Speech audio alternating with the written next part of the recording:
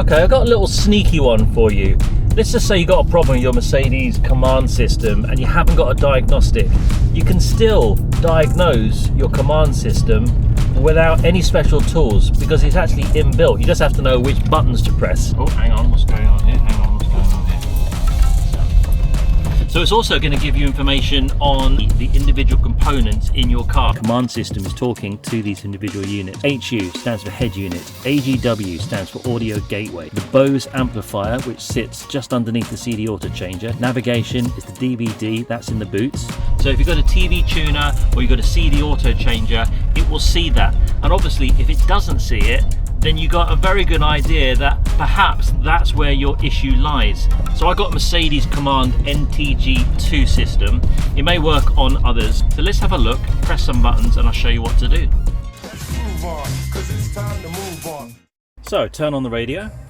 It doesn't matter which you have, just turn the unit on. So the Command unit on, now press the mute key and the 1 and the 3. Just press them together. It'll make a beep, press and hold, about 5 seconds, and bosh. We are now into pretty much the diagnostic menu. And let's go from the top and I'll go through what you need to do. And just follow what it says, it's pretty self-explanatory. You've got info on the software, hardware files. Well, let's have a little look at that. The buttons down the side.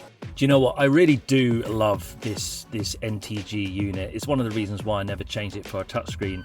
Maybe it's me getting old, but there's definitely something very nice about having that tactile feel, that you've got physical buttons to press. I love it, I really do. And now that I've got it connected on another video, I'll show you this. I've got full Bluetooth music streaming, I've got USB, I've got audio, I've got DAB, and I managed to do it just by using a little device called Mr12V adapter, which goes where my CD changer is. Anyway, that's a whole different subject and another video. Let's have a look and see what we can do in this little hidden secret menu. So let's go into info, press the button to the left. And we got software information and it tells you everything you need to know on that unit. The good thing about this is if it doesn't see it, then there's a very good chance that you have an issue with the particular device. So look, here we go, we've got a DVD drive version. It's a Philips, that's the brand obviously, and it even tells you the year of manufacture. Look at that, 16th 2004. So once you've seen that information, you can go back to press main, which goes back to this, or you can just press the back button. So let's go into the MOST status now. Actual configuration, default configuration, and MOST version revision number. So let's go to the top one. And here it's going to show you what is actually set up on your vehicle. Now, so here we got audio gateway amplifier, and as I move down by pressing these keys here, you can see the next one is my Bose amplifier. I've just had that repaired. It's all looking good now. So let's go back and let's go into default config. So this is quite a handy screen because it shows you a live status. If it says loaded, it's there. Unloaded, it's not there. So for example, TV, I don't have that and it's unloaded. But the loaded ones means it's installed and that the command system is talking to these individual units all correctly. So HU stands for head unit, AGW stands for audio gateway, AGW amplifier, which is within the gateway, the Bose amplifier, which sits just underneath the CD auto changer, TV, haven't got that, navigation is the DVD, that's in the boots. Then you got your CP loaded, which is your CD. Then you got your SBS, I don't have that, which is unloaded. Sat-nav, unloaded, but actually I have got that in the DVD in the trunk. So maybe it's a different piece of hardware. And then the CDC at the bottom there, that is your CD changer, and it says loaded. Now I'm going to just bear with me, I'm going to do a little test.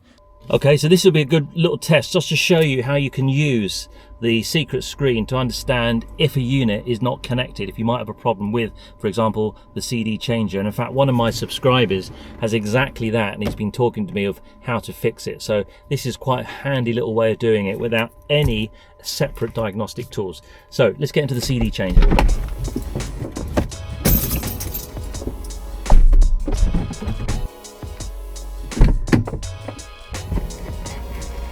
So obviously for me, it's on the passenger side in the stowage there. I've made a handy little feature that I can get to it without doing anything special. It's dead easy, like this. So I move the seat back, and all I've done is just remove this front cover here. And there it is. That there is my Bluetooth streaming device. I have audio connection, I have USB connection. Also does Bluetooth hands-free for your phone, but I've already got that on the car, so I don't have it connected. But importantly, what I'm going to do for you today, I'm just going to pull this out. And here, this little lead here, the orange one, that is my CD auto changer, and that's what originally was connected to the auto changer, which would have been in here. Now that's now gone and removed, I don't need it. But I'm going to pull this plug, and I've still got the stereo put on. And as I pull it, there you go, you can see that we got a little red light, and it's now going to start flashing and panicking, saying, oh, what's going on? Because it's not talking through this device. It should be a loop going through back down. So what we should see now is a fault on the command unit. So go back into this default configuration, and let's see what it says about the CD changer. But it says it's system unavailable. And what's good about this is that a lot of these components, if you don't know how to get to it, they can be a bit of a faff. You've got to take panels apart. To get to that amplifier, by the way, I can do it within about 10 minutes. But when I first did it, it took me about an hour, because it sits below the CD auto changer and stuff, and you need to know what you're doing and get in there with certain tools.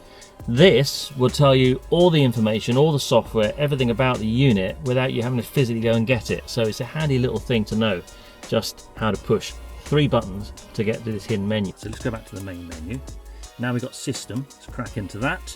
System status, and it tells you that I've been playing around with this for 30 minutes. If I go back and I go to HMI styler, it gives me information such as system RAM usage and video RAM usage. Go back, let's have a look at components now, and we can go into the top one being media, and this is a great little test where, let's say you've got a problem with the CD auto changer. So if I click CD auto changer, you've got the software version and you've got the MOS versions, and it tells you that the manufacturer is Alpine. Good old Alpine. Right, if I go back again. Right, we go back to the main menu and we go to Diagnosis. So importantly, let's go into the last menu that you got now on this hidden diagnostic menu, which is Diagnosis. And this is where, if you haven't got any diagnostic equipment and you don't know what the trouble codes are, it will tell you. So let's press Diagnose, read DTCs. And here we go, we have a D000 active, we got a D001 active and a D002 inactive. And interestingly, there's nothing there really showing, but nevertheless, they're the trouble codes, and it's suggesting that I've got a treble 0 and a treble 001. If I go back as a fault. So let's go into the next one, which is Stimulate Self-Diagnosis. And here we got 3 options: sticking key number 0, front flap up error, and HU high temperature. Very interesting. Right, so let's go back to that main screen there. So the main screen we're at is, so we're in components. Let's go back into components. We've done media. Let's do communications platform now. UHI device, let's have a look at that one. You've got the software and the MOS versions. Let's go back. Microphone. Again, same information. Let's go back. SIM, I don't think I've got a SIM. Oh, SIM available, yes. Oh, I didn't know I had a SIM card, that's interesting. Go back. RF and Bluetooth. Tells me the UH fill strength. Interesting. And positioning, what's that for? No positioning info, CP only. Alright, okay, let's go back. Navigation, let's have a look at that one. Disk information. So it tells me that what version of map data I have, which is handy. Let's go back. Software information, software navigation. There it is there. Let's go down to additional information. Tells me longitude or latitude, UTC time, heading, altitude. I'm 50 meters above sea level, is it? Maybe I am. Let's go back. Intersection zoom. It says off. So if I put that on there, why not? That gives me an option to change that. But for me, I find the best one that gives me the most useful information is going into the MOS status and then going to default configuration.